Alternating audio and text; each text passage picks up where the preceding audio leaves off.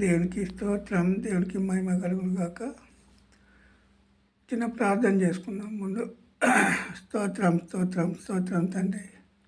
పరిశుద్ధుడు పరిశుద్ధుడు పరిశుద్ధుడు పరిశుద్ధుడు పరిశుద్ధుడు పరిశుద్ధుడని కోటాన కోట్ల దేవదూతలతో నిత్యము మానక పోడబడుతున్న దేవుడు నీవే ప్రభువ. యావత్ ప్రపంచ మానవాళి పాపముల కొరకు, శాపముల కొరకు కల్వరిశిలలో రక్తం గార్చి చనిపోయి సమాధి చేయబడి 3వ దినంన తిరిగి లేచిన దేవుడవని నమ్ముచున్నాము. అలాగే 900 కోట్ల మంది ప్రపంచ దేశాల్లో ఉన్నారు తండ్రి. వారందరి కొరకు ప్రార్థిస్తున్నాను. మారు మనసు లేని వారందరికీ మారు మనసు, రక్షణ లేని వారందరికీ రక్షణ కలిగేసే దేవుడు, బాప్తీసం తీసుకోలేని వారందరికీ బాప్తీసం తీసుకునే విధంగాను సాయం చేసే దేవుడు తండ్రి. తండ్రి ఆకర్షిస్తేనే కానీ కుమారుని యొద్దకు ఒక్కడైనను రాడని పలికిన దేవుడు. తండ్రి ఆకర్షించాల ప్రభువ. తండ్రి ఆకర్షించే విధంగా నువ్వు సాయం చేయండి తండ్రి. సమస్త మానవుల ప్రాణాత్మ దేవుల్ని పాదాల దగ్గర పెడుతూ, మా ప్రాణాత్మ దేవుల్ని పాదాల దగ్గర పెడుతూ మన ప్రభు అయిన యేసుక్రీస్తు నామములో అడిగి వేడుకుంటున్నాం తండ్రి. ఆమేన్. యేసు రక్తమే జయం. హల్లెలూయా. స్తోత్రం. కీర్తన భాగం 1వ అధ్యాయము 6వ వచనం చదువుదాం. 1వ అధ్యాయము 6వ వచనం.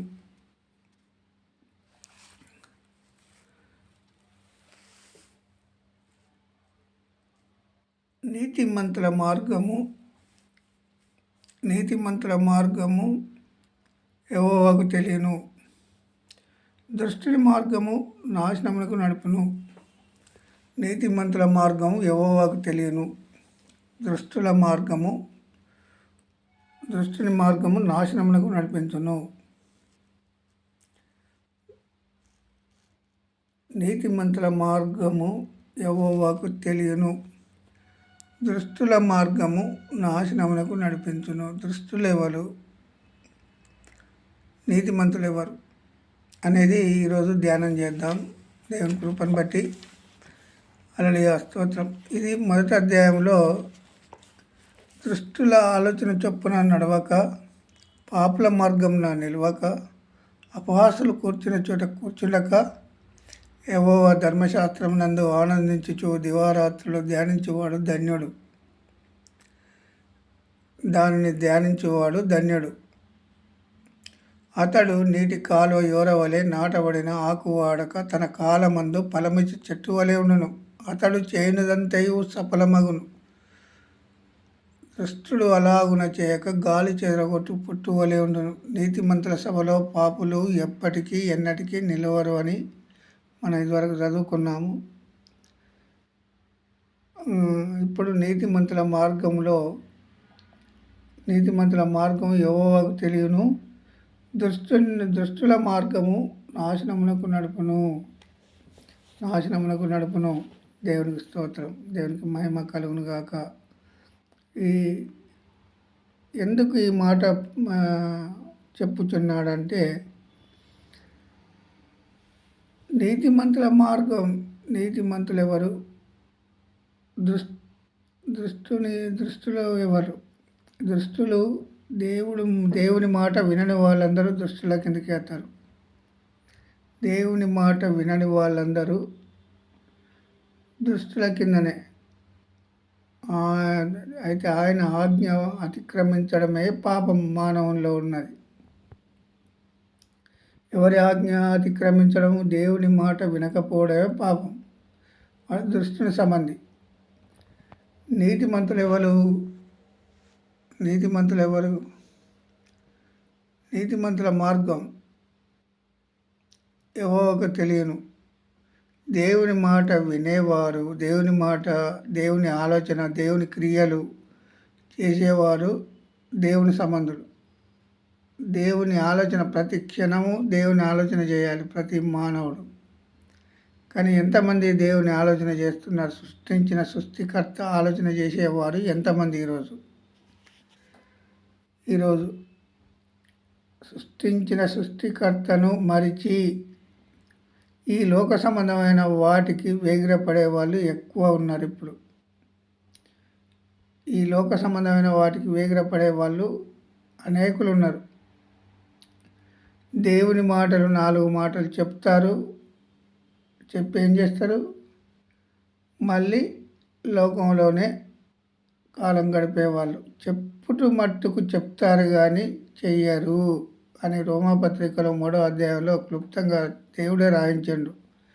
1వ అధ్యాయము 2వ అధ్యాయము 3వ అధ్యాయం కనుక చదివినట్టయితే పౌలు గారు క్లుప్తంగా రాసిన పౌలు గారి ద్వారా రాయించండు దేవుడు. మీరు అనుసరించేటప్పుడు బాగానే ఉంటుంది. పని మొదలుపెట్టేటప్పుడు పని మొదలుపెట్టినాక క్రియ జరిగించకపోవడమే. జరిగించరు, చేస్తారు కానీ చెయ్యరు, చెప్తారు కానీ చెయ్యరు. మీరు చెప్పుదురు కానీ మీరు చెయ్యరు అని క్లుప్తంగా రోమాపత్రికలో రాయబడి ఉన్నది 3వ అధ్యాయంలో 2వ అధ్యాయంలో. అయితే దృష్టుని సంబంధులు ఎవరు ఇందులో? దుష్టుల మార్గము ఎప్పటికీ నాశనమునకు నడిపించను అని చెప్తా ఉన్నాడు కదా. కీర్తన భాగం 12వ అధ్యాయము 21వ వచనం. కీర్తన భాగం 12వ అధ్యాయము 1వ వచనం. యెహోవా నిన్ను రక్షింపుము, యెహోవా నన్ను రక్షింపుము, భక్తి గలవారు లేకపోయిరి, విశ్వాసులు నరులలో నుండకుండా గతించి పోయిరి. విశ్వాసులు యెహోవా నన్ను రక్షింపము, భక్తి గలవారు లేకపోయిరి, విశ్వాసులు నరులలో ఉండకుండా గతించిపోయిరి.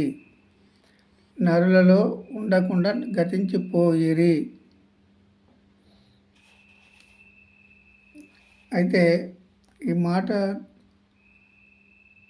ఎక్కడున్నది? నరులలో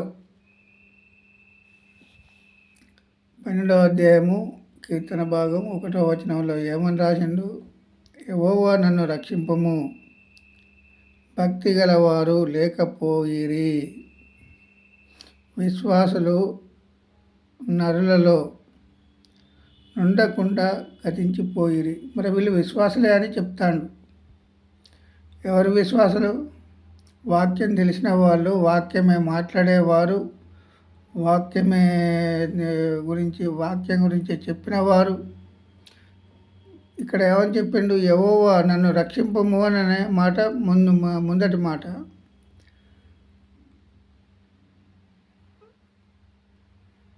భక్తి గలవారు లేకపోయిరి. భక్తి గలవారు, మరి వీళ్ళు వాక్యమే చూశారు కదా, భక్తి గలవారు ఎందుకు ఉండరు? ఇక భక్తి గలవారు ఎందుకు ఉండరు? అసలు వీళ్ళు రోజు వాక్యమే చదువుతారు. వీళ్ళ హృదయాలలో ఏముండదు? వాక్యం ఉండదు, దేవుడు ఉండడు. మీది మాటలకు మాట్లాడడం తప్ప, మీది మాటలకు మాట్లాడే వాళ్ళు అనేకులు వచ్చారు ఇప్పుడు. ఎందుకంటే అనేకులు బోధకులు కాకుండా ఉండటం మేలు అని అన్నాడు. ఒక బోధకుడు తప్పు చేస్తే సంఘం అంతా తప్పు దారిలో నడిపిస్తాడు.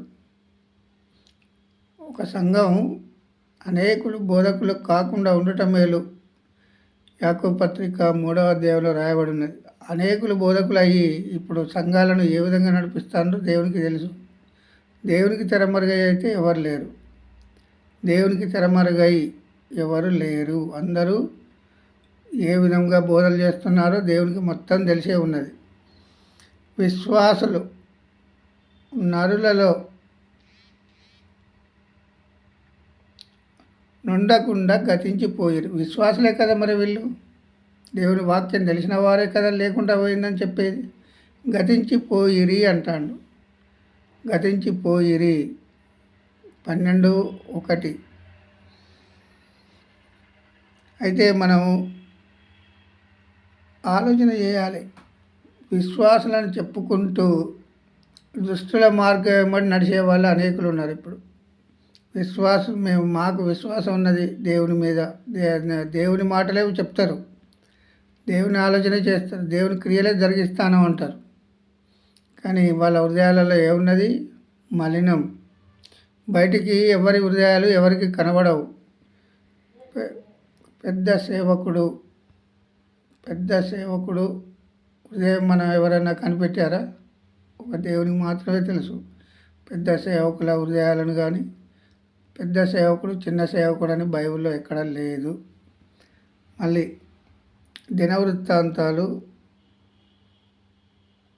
15:21 ఏమనున్నదంటే, మరియు మత్తేత్య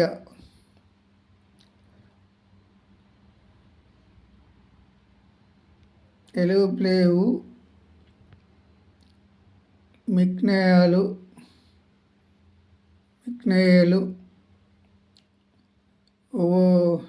ఓవేదోము ఏయేలు అజాయు అనువారు రాగమెత్తుటకును సితారలు వాయించుటకును నిర్ణయించబడిరి. దినవృత్తాంతాలు 15:21 ఏమని ఉన్నది? వీళ్ళట ఈ పేర్లు గలవారు అనువారు రాగమెత్తుటకు సితారాలు వాయించుటకును నిర్ణయించబడిది. అయితే దేవుడు ఏర్పాటు చేసుకునే ఇప్పుడు ఎవరైతే దేవుని ఆలోచన, దేవుని క్రియలు ఎవరైతే జరిగిస్తారో వారిని దేవుడు ఏర్పాటు చేసుకుంటాడు. నాకు నేను వచ్చి దేవుడు నన్ను ఏర్పాటు చేసుకున్నాడని నాకు నేను డప్పు కొట్టుకోవడం కాదు. దేవుడే సాక్షి మానవులందరికీ. దేవుడు సాక్షి అనేది మర్చిపోతూ ఉంటారు. దేవుని గురించి మాటలు తక్కువ, మనుషుల మాటలు ఎక్కువ. ముందు నేను నేను నేను నేను కనబడాలి, నేను ఉండాలి, నేను చెప్పాలి అనేవాళ్ళు ఎక్కువయ్యారు. ఇప్పుడు దేవుణ్ణి వెనక పెట్టిండు, సృష్టించిన సృష్టికర్తను వెనక పెట్టారు. నేను అనే పదం అహంకారం, గర్వంతో చెప్పేవాళ్ళు ఎక్కువ అయిపోయారు ఇప్పుడున్న లోకంలో. ఆది మా అపోస్తలులు శిష్యులు బరాబరి నెరవేర్చారు. వాళ్ళు నెరవేర్స్తేనే ఈరోజు ఇన్ని లక్షల సంఘాలు, ఇన్ని లక్షల విశ్వాసులు. కానీ అలా ఎంతమంది పరిపూర్ణులయ్యారు, అందులో ఎంతమంది పరిపూర్ణులయ్యారు అనేది కీర్తనలు 2:5 ఏమని చెప్తానంటే, కీర్తనలు 2వ అధ్యాయము, ఆయన ఉగ్రుడై వారితో పలుకును, ప్రచండ కోపం చేత వారిని తల్లడింపజేయును. ఎవరిని తల్లడింపజేస్తాడు? దుష్టులు. ఇలా 2 మార్గాల వాళ్ళు ఉన్నారు. ఒకటి నీతిమంతుల మార్గం ఒకటి ఉన్నది, 2 దుష్టుల సంబంధులు ఉన్నారు, దుష్టుని సంబంధులు ఉన్నారు. దుష్టుల మార్గము ఎప్పటికీ నాశనములకు నడిపించును అని ఉన్నది. దుష్టుల మార్గం గుండా వెళితే మనం ఎప్పుడు మన దేవుని మార్గంలో ఉన్నట్టు కాదు, ఉన్నట్టు నటించేవారు ఉన్నారు. దుష్టుల మార్గం నడుస్తూ అంటాడు హృదయంలో. కానీ పైకి చూడ భక్తి గలవాడు, దేవుని భక్తి గలవాడు, ఎంతో అబ్బో పెద్ద సేవకుడు. కానీ హృదయం ఎవరు హృదయాన్ని ఎవరు ఎరుగుతారంటే దేవుడు. మన హృదయాలను పరిశోధన చేసేది ఎవరంటే దేవుడు. సృష్టించిన సృష్టికర్తకు తెరమరుగై ఏ ఒక్క మానవుడు లేడు ఈ లోకంలో. సృష్టించిన సృష్టికర్తకు తెరమరుగై ఉన్న మానవుడు లేడు. ఈ లోక సంబంధంగా ఏవో మస్తు నా దగ్గర నా విశ్వాసులు ఎంతమంది ఉన్నారో చూడు అని చెప్పుకునేవారు అనేకులు వచ్చారు. ఇప్పుడు విశ్వాసులు ఎలా ఉన్నారనేది గమనించడం లేదు. యేసుక్రీస్తు ప్రభు ఏమన్నాడు? విశ్వాసుల హృదయాలను గమనించే దేవుడు. ఆయన గమనించాలి. విశ్వాసుల హృదయాలను పరిశీలించే దేవుడు. ఎంతమందిని ఉత్తీర్ణులను చేశాడు ఈ ఈ బోధకుడు. ఎంతమంది మరి ఈ బోధకుడు మరి రప్పించుకుంటున్నాడు, కానీ మరి వాళ్ళ హృదయాలను పరలోక రాజ్యంలో వారసులుగా చేసిండా చేయలేదా? కనిపెట్టే దేవుడు, కనిపెట్టే దేవుడు మన దేవుడు. అయితే ఎందుకంటే నీతిమంతుల మార్గం యెహోవాకు తెలియను, దుష్టుల మార్గము నాశనమునకు నడిపించును. దుష్టుల మార్గము ఎప్పటికీ ఎన్నటికీ ప్రచండ కోపం అట ఆయనకు. 8:1 38వ అధ్యాయము 1వ వచనంలో, యెహోవా కోపోద్రేకము చేత నన్ను గద్దింపకుము, నీ ఉగ్రత చేత నన్ను శిక్షింపకము. ఈ దావీదు రాసిన కీర్తనలు చదివితే అర్థం కావు కొంతమందికి. అర్థమైనట్టు నటిస్తారు. నన్ను గద్దింపకము అంటాడు, నన్ను శిక్షింపకము అంటాడు. యెహోవా కోపోద్రేకము చేత నన్ను గద్దింపకము.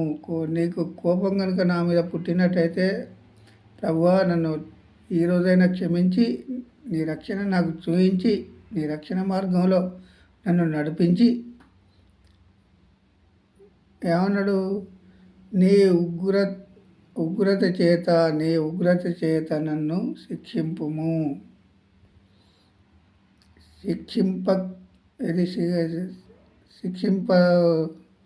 శిక్షింపకము అంటాడు. ఆయన ఉగ్రత వచ్చినట్టయితే మనం తట్టుకోలేము. దేవుని ఉగ్రత వస్తే దేవునికి కోపం రేపద్దు ఏ మానవుడు. ఎందుకంటే ఇప్పుడు దేవునికి కోపం రేపే సేవకులు, విశ్వాసులు ఎక్కువ వచ్చారు.